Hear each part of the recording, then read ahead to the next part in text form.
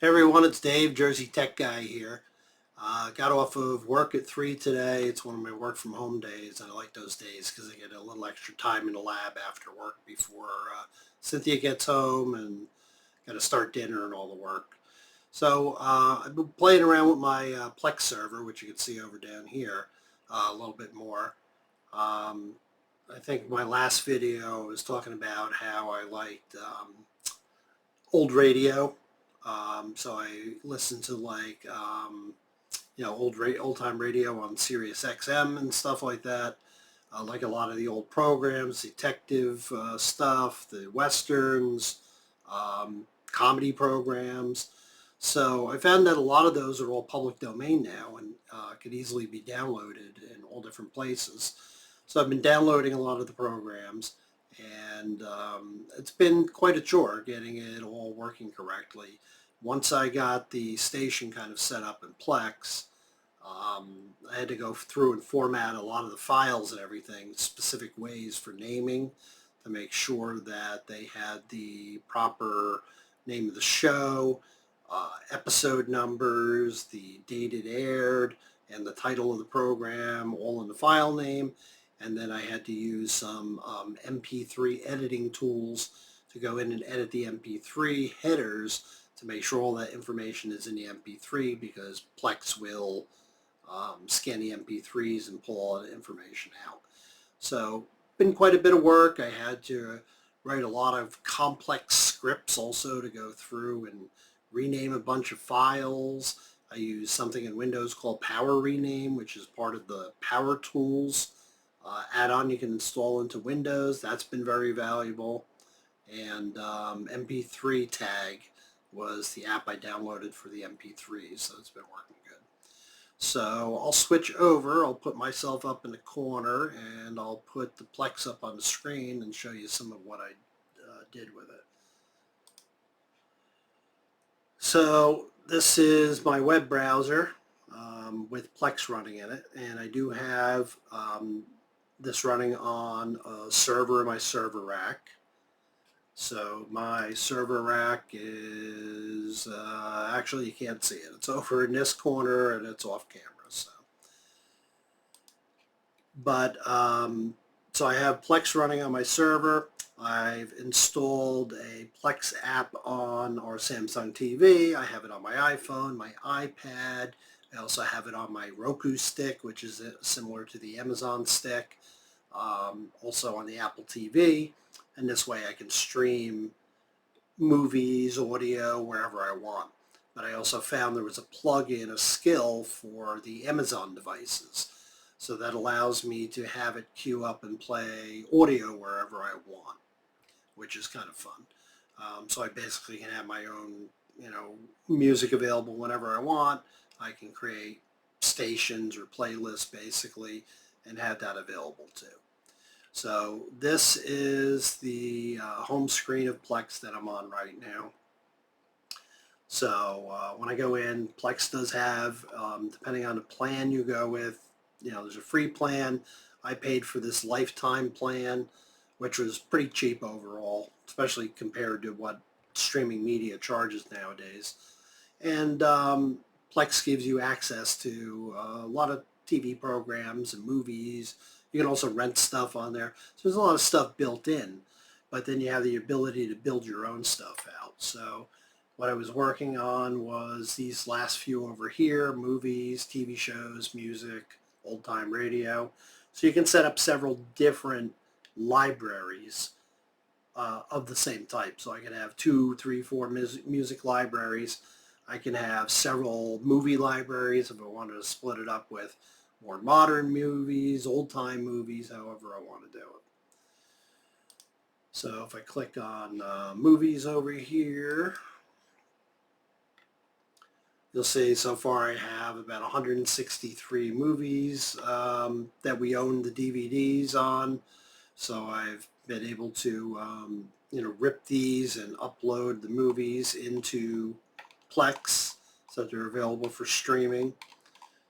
So I have 163 in there, probably based on the amount of copy paper boxes still out in the living room. Probably have another 50 to 100 movies to go probably, so there's going to be quite a bit. TV shows I started playing with, they're, again, a whole different format for naming and categorizing everything. So you have to make sure that you include in there the name of the show, the name of the episode, and then you have to include E with a number for an episode and a S with a number for a season. So you would like do season 1, episode 1, so that it categorizes it right. So right now I didn't do like real TV shows yet. Stephen King's Rose Red was a 2-part miniseries. So I wanted to figure out how you do a 2-sided disc as a miniseries and a little tricky naming and everything. I managed to get it to work, that comes up. It actually shows as a season with 2 episodes. So that was a good way to get that going.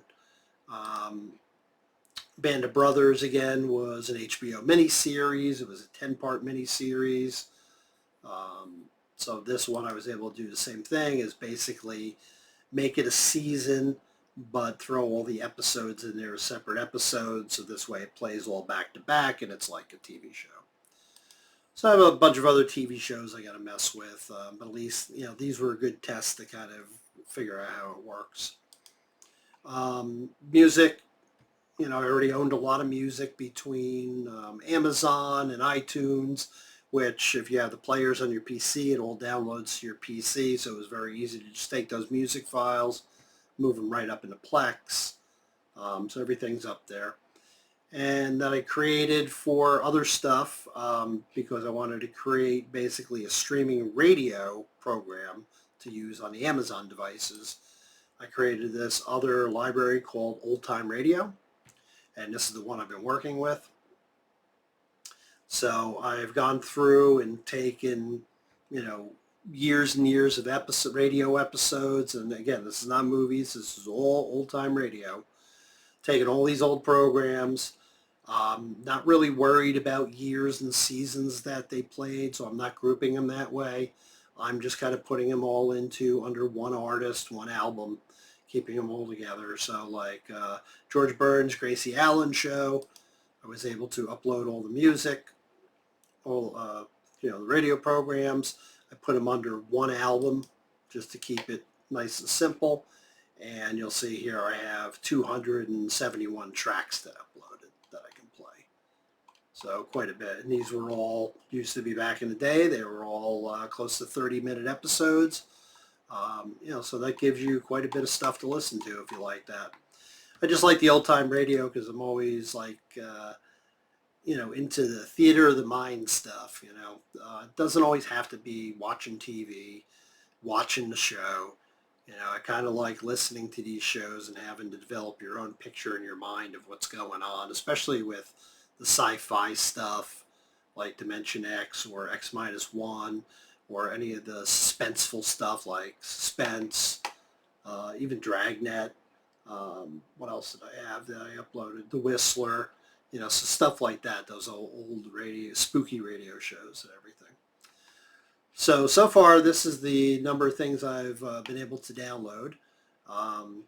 The George Burns' Gracie Allen show, Dimension X, Dragnet episodes, Duffy's Tavern, Fibber, McGee, and Molly. And these were, again, all shows that aired between mid to late 30s up until the 50s in most cases. Golden age of radio. Great Gildersleeve, Gunsmoke, the Jack Benny program. And this was before Jack Benny moved to TV. These are just his radio episodes. Our Miss Brooks, Phil Harris, Alice Faye show, Suspense, which is good. Abbott and Costello before their TV days. This was all their radio programs, the Abbott and Costello show. Life of Riley, also before it went to TV. The Six Shooter. I'll skip this one for a second and I'll go back to that one. Whistler, X-1, and then yours truly, Johnny Dollar. I also found an archive of about 150 old ads, radio ads that used to play during, the shows in between, the 30-minute. They break it up into 10 or 15 minute segments and play some ads in the middle. So these are all the vintage commercials that I could find between like maybe the late 30s, early 40s into the 50s. So it was fun getting those up there and getting those converted. Fun to listen to, but my ultimate goal is to have that mixed in as a streaming station. So you can see some of the goofy things. You had Nabisco commercials.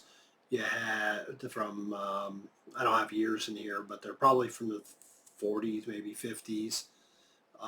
Popsicle, Quaker, Quaker Puff, rice, whatever. Rinso, the 50, whatever new 57 Chevy came out, Armor hot dogs. I mean, if you're my age, you probably heard the Armor hot dog, the old lingo at some point. So you got all these fun things here. So what I did then at that point was, once everything was converted, formatted, all done the right way, I took these. Let me actually move myself down here because you can see these better. I moved all these into upload folders on my Plex server.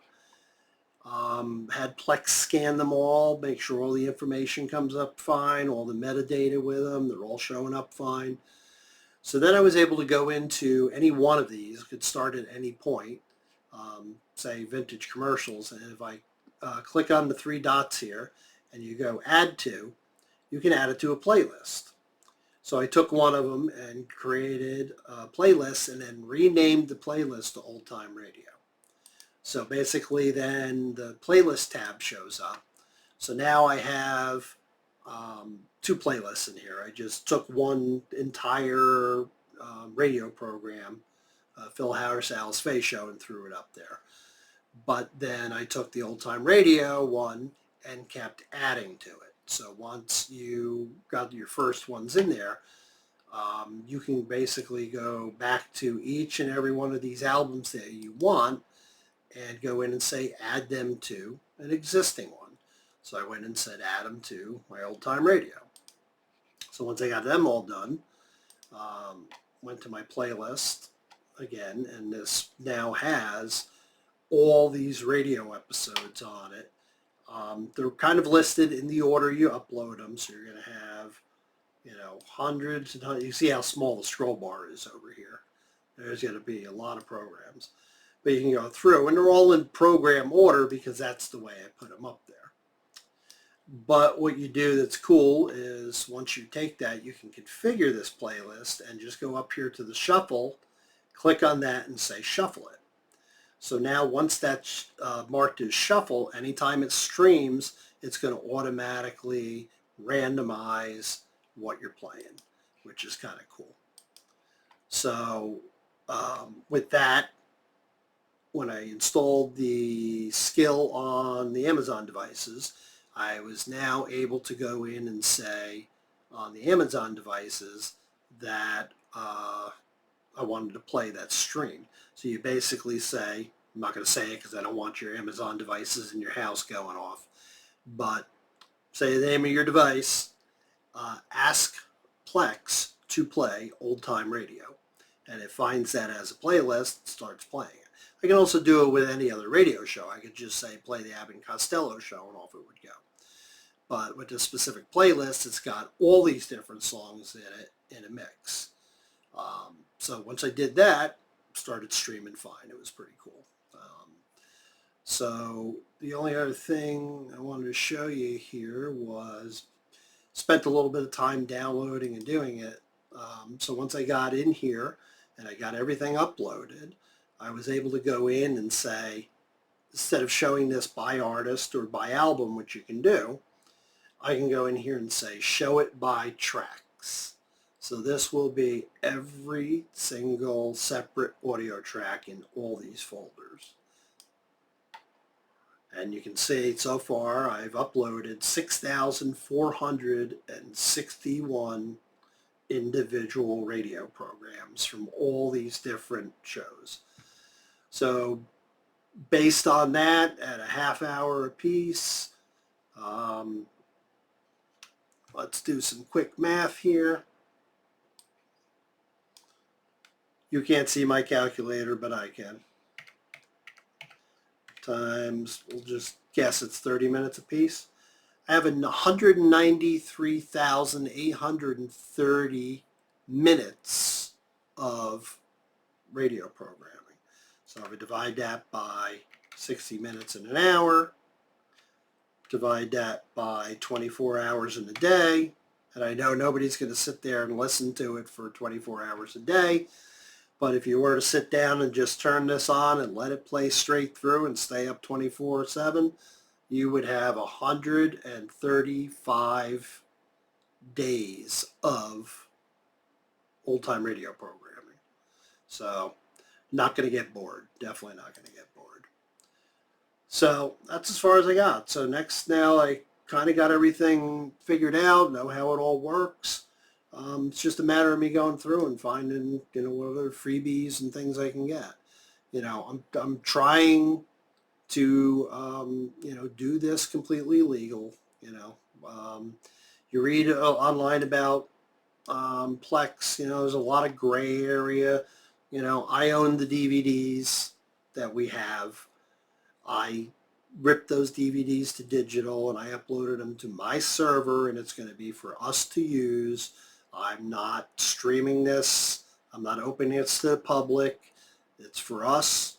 It's not going anywhere. I am now not selling the digital files. I'm not selling my DVDs after ripping them. They're just going back in the boxes in the attic. That's that legal gray area, but you own the media. So as long as you're not making money off of it or doing anything, borderline illegal, people get away with doing Plex. So same thing with the some of the movies I found. Older movies are already like old sci-fi, old B-rated horror flicks and stuff from the 20s, 30s, 40s. All that stuff's public domain now. There's some stuff out there that is public domain because the copyrights were not filed correctly. And they've become public domain, and there's nothing they can do about it at this point. So you can download all that stuff for free into there. Same thing with all this music. There's a lot. I'm just trying to make sure that I keep it on the legal side. Same thing with iTunes. You download your iTunes music and you have iTunes on your PC. All your iTunes music shows up in your iTunes folder. And it's all the format that Plex can use. So I just take those files. I use a tool that validates the license on all those music because they do have a digital rights license on them, whoever you buy it through. So I do that and put it up there. But again, I own them. I've paid for them. I'm not going to be selling them, so I have them up in my Plex server, and this is not for public consumption. But it's going to be a lot cheaper to take all the stuff that I own and stuff I can find for free and put it up here and keep paying for these streaming services because they're getting out of control. At one point we had Netflix, Hulu, Disney, because we canceled regular cable. I think we also had Peacock, NBC Network. We had Paramount.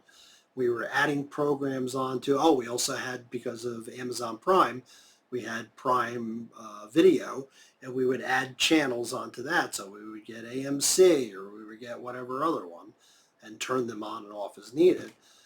But, with Netflix now, if you don't want to suffer through ads, going up to $25 now, I think it is, and they're talking about going up again.